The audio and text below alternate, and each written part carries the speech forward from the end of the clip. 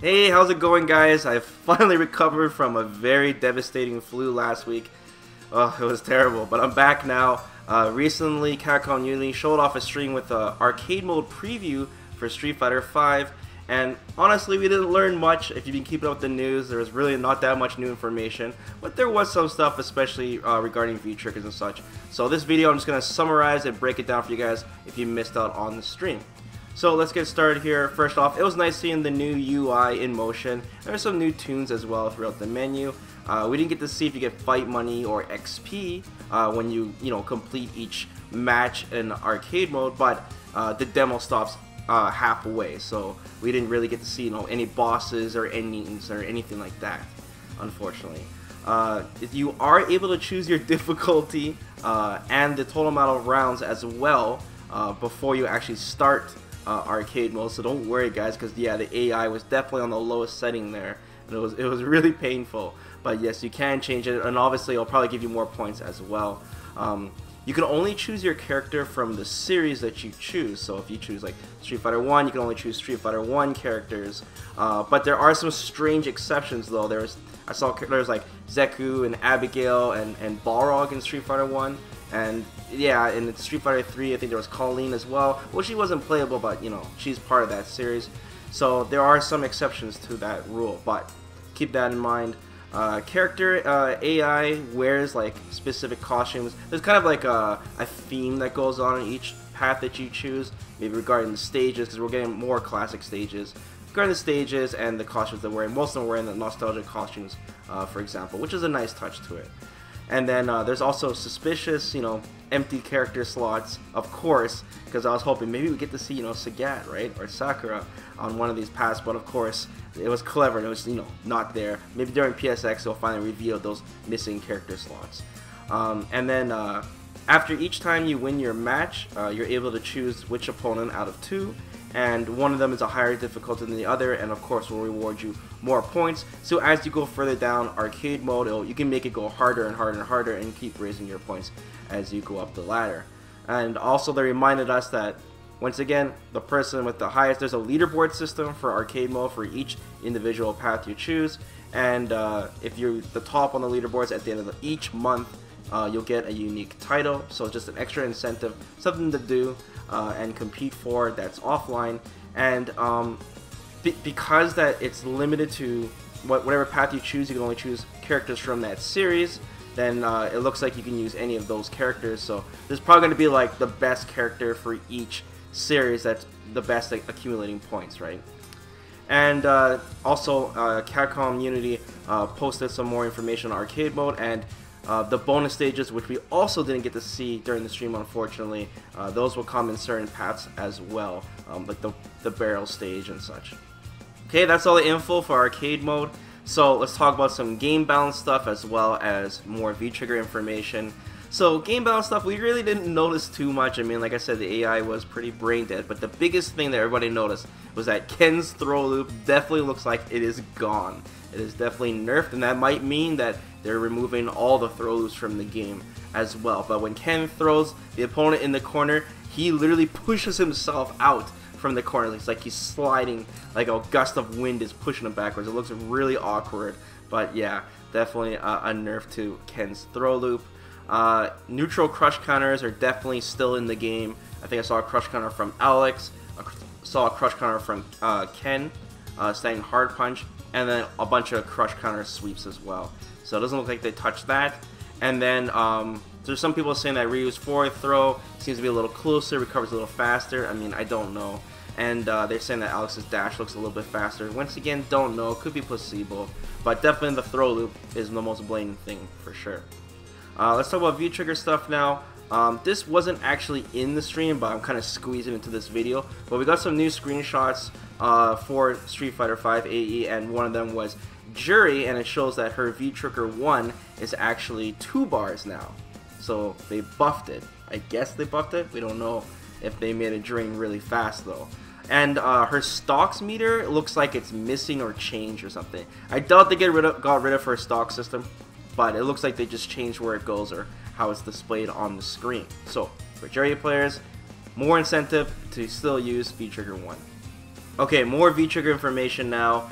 With Ryu, when he activates, the bar drains really slowly. And the parry itself, it does okay damage, especially since you're going to be able to combo after or maybe even reset.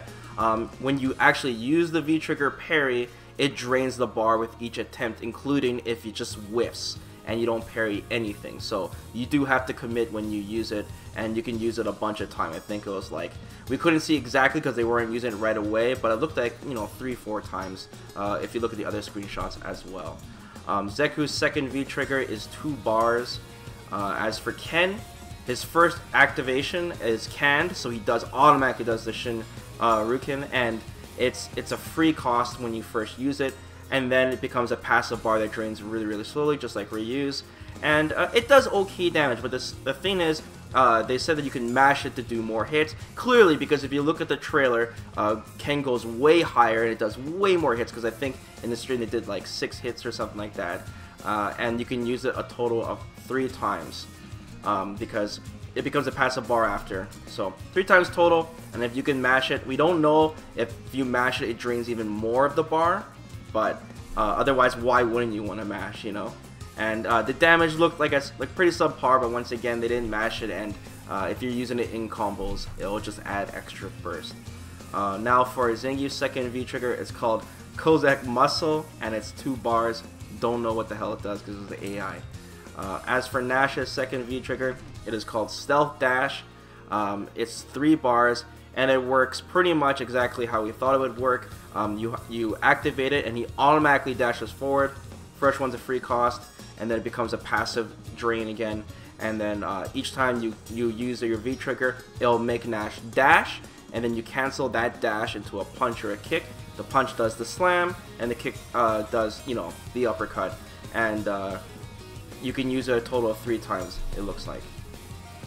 As for Birdie, his second V-trigger, it's called Birdie Time, and it's 3 bars as we know. And it does hit the opponent when they're on the ground. So even though it looks like a blatant anti-air, you can also use it when they're standing next to him. And that's pretty good because that's really fast start up on that V-trigger. And then he, of course, gets his chain attack, and he can use the chain 3 times. He has variations of the chain. He actually has a straight version as well. Kind of looks like a scorpion hook kind of thing, but it hits twice, knocks the opponent towards you in a juggled state, and you can reset them in the air in front of you, which is really scary. And of course, you can combo into this chain as well. The low chain does hit low, still does 2 hits, and it knocks the opponent on the ground in front of you, just like his regular chain would. And also, which was really cool, is that his chain interacts with his V skill. So if you throw down his pop can and it's rolling towards the opponent and you use a low chain on it, it'll knock the pop can straight up, which can kind of bait your opponent. Say if he's trying to jump over the chain, he would knock into the can, or if you hit him with the chain in the first place, it'll knock him into the can and combo into it, which is really cool. And then if you use it on the banana peel, it'll actually knock the banana peel forward, kind of like when you're knocking Ibuki's bomb forward, for example. Not as crazy, but I'm sure people will find some pretty cool setups with it. Okay, Chun-Li's second V-trigger, Kikosho, as we know, it's 3 bars, drains really slowly. When you activate it, once again, free cost. And the thing about this is that it looks like you can charge it, and charge the startup of it, and which will do more hits. We saw 4 uses of it, so that's quite a bit, and it looks plus on block as well. The damage looked pretty low, the startup looked pretty long when you charge it, but we didn't see any combos with it, so I'm not sure what she can do with it, and I'm sure because the damage is low, there is a lot of combos you can do with it. Extra burst, once again, just like Ken. As for Ibuki's second V-trigger, it's called Fuma Shuriken, as we know, 2 bars, but it is not like, you know, Ken, Ryu, Chun-Li, where there's all these multiple uses. Ibuki is the only one that's just 1 use. You throw the shuriken once, and then of course it comes back, and then that's it. The damage output was very low, extremely low, especially when it was scaling, but I don't think that's the point of it. It's for resets, right? It's for setups and mix-ups. And apparently you can change the angle of the shuriken on the way back, but I didn't get to see it on the stream. They all look like they came back the same angle, but they did say there was multiple angles. As for Alex's second V-trigger, it is called Rage Boost, and it's 2 bars. Don't know what it does. Balrog's second V-trigger is called No Mercy, 2 bars. Don't know what it does. And then Abigail's second V-trigger is 3 bars. So that pretty much summarizes the stream, all the information that I can find on it at least. But PSX is coming this weekend, guys. I'm super hyped for it, and they're going to have the demo build there. People are playing versus, and they're going to be finding, and prepare yourselves for some insane misinformation on balance changes, just like it was last year. But I'm excited for that anyways, to hear what people can find for that. And of course, a character reveal will be very exciting as well. So let me know what you guys think about all of this so far in the comments below. And yeah, I'll keep you guys posted. So take care, everyone.